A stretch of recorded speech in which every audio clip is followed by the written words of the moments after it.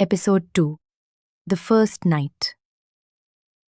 Penthouse के bedroom में सिर्फ एक मध्यम रोशनी जल रही थी। भव्या बिस्तर के कोने पर बैठी कांप रही थी।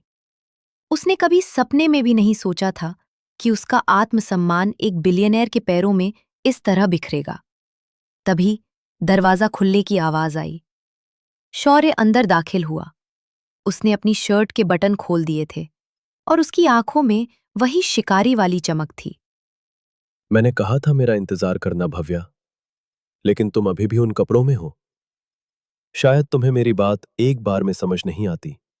मिस्टर चौहान, प्लीज, क्या हम इसे कल पर नहीं टाल सकते?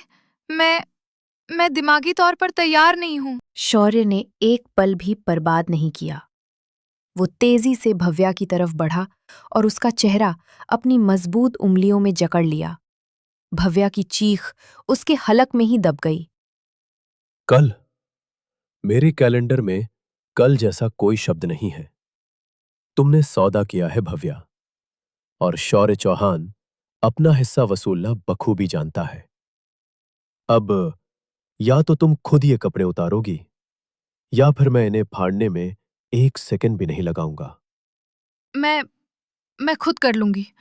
बस आप उधर देखिए। शौर्य हल्का सा हंसा, एक ऐसी हंसी जो भव्या के रोंगटे खड़े कर देने वाली थी।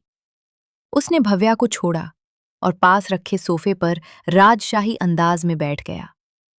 शर्माना छोड़ दो। अब से अगले 6 महीने तक तुम्हारी हर इंच पर सिर्फ मेरा हक है। तुम्हारी शर्म, तुम्हारा डर और तुम्हारा ये जिस्म सब मेरी पर्सनल पोजीशन है। उतारो। भव्या के कांपते हाथों ने अपनी कुर्ती के बटन खोलना शुरू किया। उसकी आंखों से आंसू बहकर उसके गालों को भिगो रहे थे। जैसे जैसे कपड़े जमीन पर गिर रहे थे, शौर्य की नजरें उसकी मासूमियत को निगल रही थीं। जब भव्या पूरी तरह उसके सामने खड़ी हुई, तो शौर्य अपनी जगह से उठा और उसके करीब आकर खड़ा हो गया। खूबसूरत, जितना मैंने सोचा था तुम उससे कहीं ज्यादा हसीन हो। लेकिन ये आंसू, ये मुझे पसंद नहीं। आज की रात सिर्फ मेरे जुनून की है।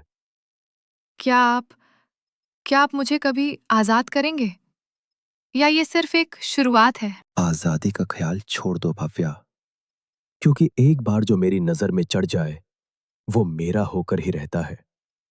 अब बेड पर लेटो।